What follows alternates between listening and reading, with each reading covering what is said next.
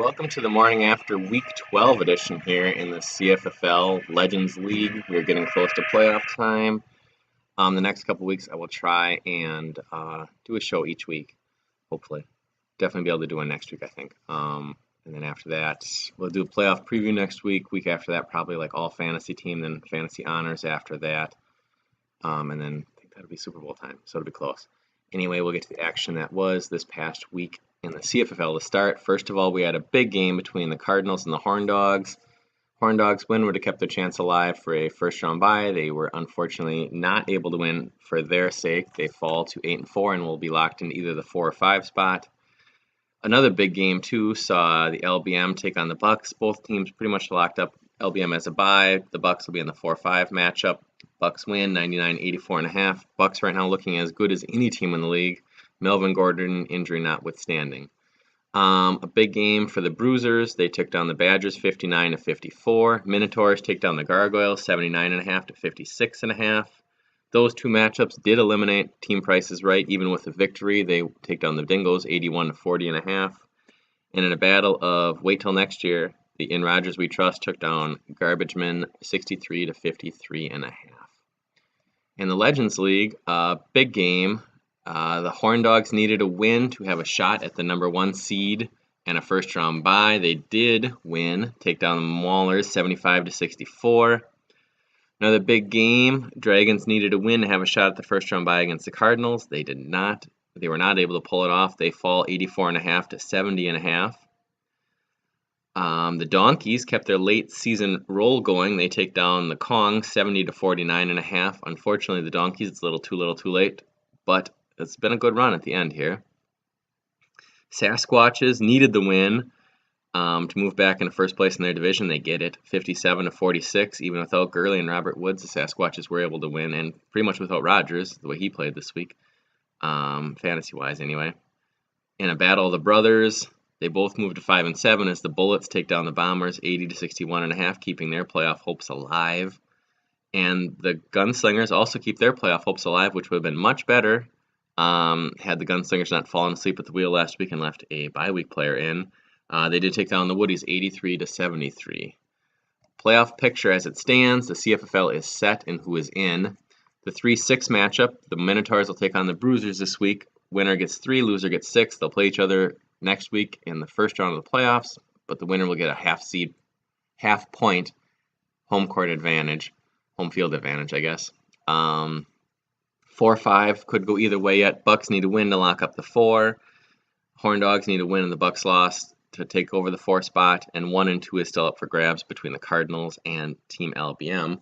A few things though in the CFFL. The Cardinals win will get them to the best winning percentage in a season with 92%. The previous record was held by, there's a long list here, the 98 Bombers, the 2006 Dragons, the 2009 Sasquatches, the 2010 Cardinals, and the 2015 Cardinals. Of those 5 teams, though, only one won a Super Bowl, and that was the 2010 Cardinals. 2009, I think the 2006 Dragons lost in the Super Bowl. The 2009 Sasquatches lost to the Cardinals in their Buffalo Bills run there of Super Bowl losses, and the 2015 Cardinals lost, I believe. That was the Danny Woodhead year when I think I lost with the 4 touchdowns by Danny Woodhead to the Bruisers. I'm sure Bernie remembers that one quite fondly. Also, the Cardinals have taken over the record for the most points in a season, previously held by the 2007 Horn Dogs, who were Super Bowl champs with 1,004. Currently, the Cardinals are on pace for over 1,100 points, probably 1,150 at this point. And also most points per week with the flex and the half-point scoring previously was held by the 2016 Team Price is Right, who won a Super Bowl with 77 right now. Currently, the Cardinals have 90 points a week. As for the rest of the playoff picture, Horn Dogs sitting at 10-2. A win gets them the number 1 seed. A loss could drop them out of a first-round bye. Cardinals did lock up a first-round bye at 9-3. They play JB this week. Sasquatches take on the Donkeys. Win by them, and they hold down the number 3 seed. The Donkeys are one of the hot teams right now, so that'll be interesting to see. Maulers can move up to 1 or can stay at number 4. They play the Woodies. The Dragons are locked in at number 5 at 7-5. And the Kongs can make the playoffs. They could fall completely out. If they beat Hills Thrills, they are in. Bombers need a win and some help, either a loss by the Sasquatches or the Kongs to get in. They play Dave's Dragons. The Bullets, same case, need a win, some losses, and the Gunslingers are in the same boat. Bombers have the most points of those three teams, of the Kongs. I think they're close to the Sasquatches and the Bullets, but it'll all be close there. So the last week will be an interesting one in the Legends League. Player of the Week for Team LBM and Kurt's Woodies. Unfortunately, two losing teams this week. Christian McCaffrey, one of the 30th player, I think, in league history to have 100 yards rushing and receiving the same game. 2 total touchdowns, 25.5 points. Fantasy target of the week, probably Justin Jackson of the Chargers. He only had 2.5 points this week, but he might take over a much larger role in the Charger backfield. Again, you're not going to get a whole lot at this point. There's not a whole lot left, but possibility of a good pickup there. We will see. And finally, the games of the week next week. Minotaurs take on the Bruisers. Whoever wins the division. Most likely, if the Minotaurs lose only by a little bit, they'd still win due to points. And in the Legends League, it's the Horn Dogs taking on the Gunslingers. Gunslingers need to win to hope for the playoffs. Horn Dogs need a win to take the number 1 seed. It's a cousin matchup. So that's a interesting matchup there.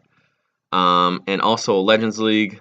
I wanted to say you guys have done awesome this year. You guys have been better with free agency than the CFFL. So if any of you are interested in joining the CFFL in the future, please let me know. There'll probably be an opening. I know the Garbage Men have talked about this is probably their final run. I've heard that for a while. It's kind of Brett Favre level.